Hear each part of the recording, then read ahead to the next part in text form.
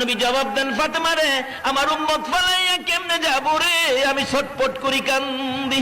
ফাতেমা বলেন, বাবা এই জমিনে উম্মতের জন্য এইভাবে কান্দেন। আমি ফাতেমা আপনার পাশে থাইকা সান্ত্বনা দিলাম, আপনাকে বুঝাইলাম, মাথায় হাত বুলাইলাম।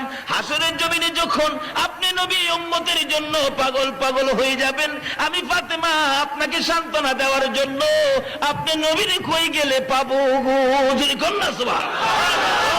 আমার নবী বলেন, ফাতেমা রে, পাবি রে, আমারে পাবি। কোথায় পাবো? একটা ঠিকানা দিল, ফুলসিরাতের কিনারে। রে ফাতেমা, ফুলসিরাতের কিনারে যদি আমারে না পাও, তাহলে দৌড়ে যাবে রে জাহান্নামের দরজায়। জাহান্নামের দরজায় যদি আমারে না পাও, যাবি রে মিজানের পাল্লার কাছে। মিজানের পাল্লার কাছে যদি আমারে না পাও গো ফাতেমা, যাইয়া দেখবি রে আমার উম্মতের ব্যথা বুকে লইয়া আল্লাহর আরশের নিচে সিজদায় পড়ে উম্মতি উম্মতি বলে কান্দি। নবী পাগল পাগল হয়ে হাসরের জমিনে ঘুরতে থাকবেন শুধুমাত্র আপনার আমার জন্য। এই নবীর মাসই হলো শাবান, শবে বরাতের মাস।